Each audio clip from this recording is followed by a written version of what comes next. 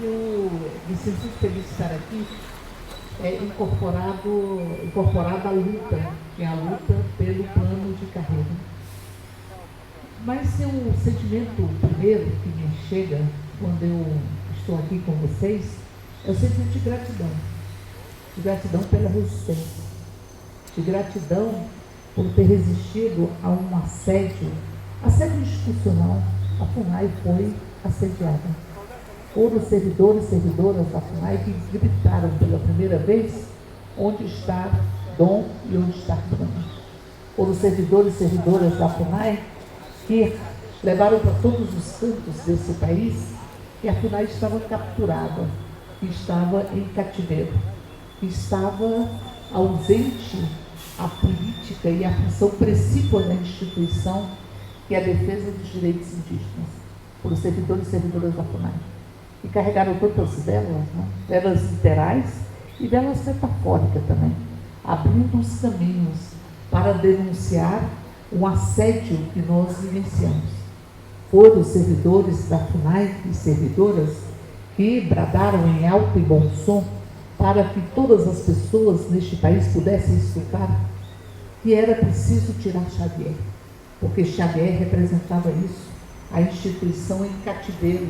Este que foi aquele que estava assessorando a bancada ruralista na CPI do INCRA e da FUNAI, e que fazia diligências em territórios indígenas e ameaçava lideranças indígenas, e fazia diligências sem que o conjunto dos membros da CPI pudessem saber que essas diligências existiam. Aquele que foi alçado à presidência da FUNAI pela defesa dos crimes ambientais e pela defesa daqueles que acham que podem cercar esse país e que este país pode vivenciar os cascos das boiadas na sua pele e na sua alma. Portanto, foram servidores e servidoras da FUNAI.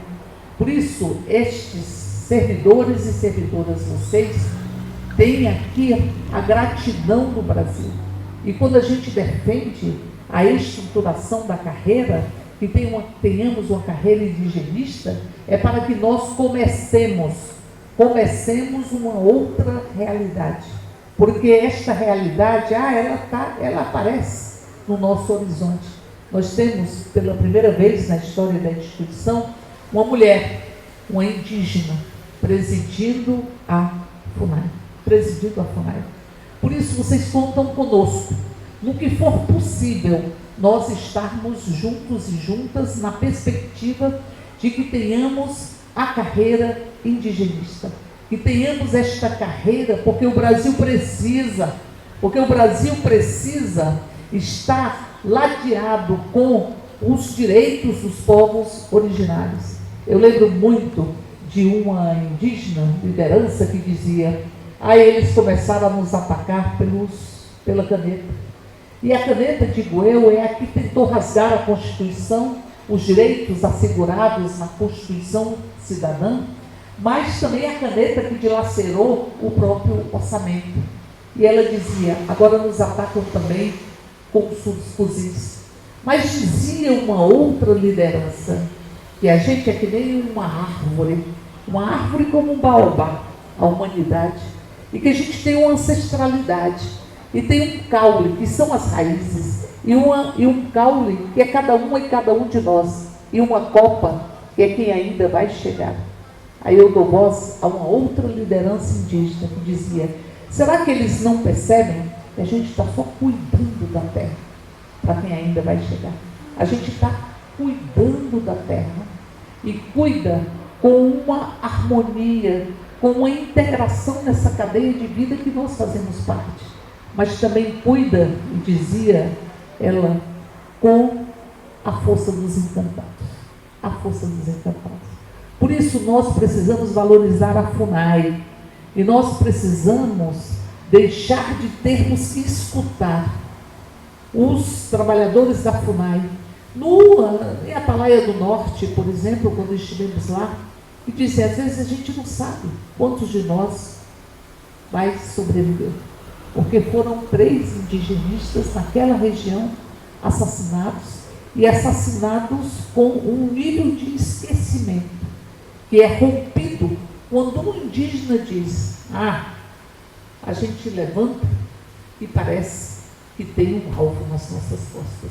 E foram servidores e servidoras da FUNAI sem condições, sem ter o poder estabelecido pelo próprio Estado de enfrentar toda sorte de crimes e defender os direitos dos povos indígenas e os territórios indígenas. Por isso, nós vamos arrancar esse plano de carreira, porque é justo para o país, é justo para os povos indígenas, é justo para a FUNAI, porque foram os servidores e servidoras da FUNAI que fizeram uma trincheira, e eu penso, não é só uma trincheira, é construída com os fios da capacidade profissional e com os fios da função precípua da instituição.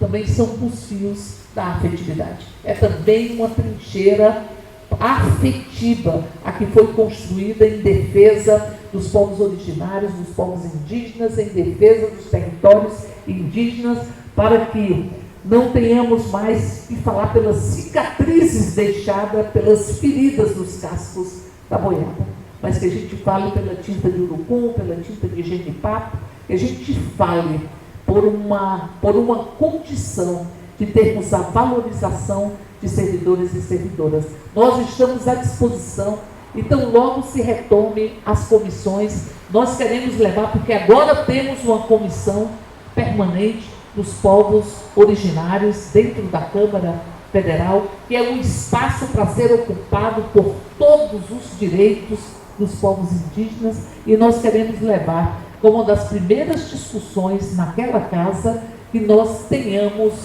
o plano de carreira discutido em audiência pública, que chamemos a FUNAI, que chamemos o Ministério da Gestão e que estejamos criando um grupo de parlamentares para podermos trazer essa discussão para o Ministério da Gestão, porque é urgente para o país. Quem tem fomes, tem pressa. E as fomes são fomes de justiça, fome de igualdade, fome de beleza, fome de arte, fome de afeto, tantas fomes que o ser humano carrega. Quem tem fome de justiça por um país justo, para construir um país justo, tem pressa. Então, portanto, que nós tenhamos o Ministério da Gestão debruçado sobre a necessidade de termos o plano da carreira indigenista neste país. Assim, nós vamos dizer, em alto e bom som, moço, o cocá já existia antes da coroa neste país. Viva os servidores e as servidoras da FUNAI!